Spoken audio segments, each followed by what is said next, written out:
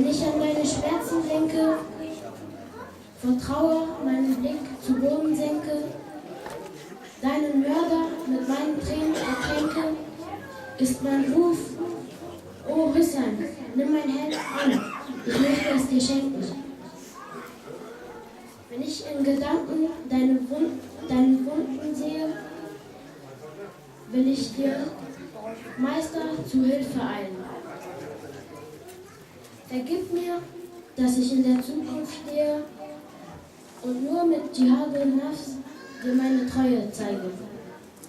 Vergib mir, dass ich vor Trauer auf meine Brust schlage. Wäre ich dort, würde ich für dich den Tod tausende Male ertragen. Baduye Poke Shohadoye Karbala Salawat.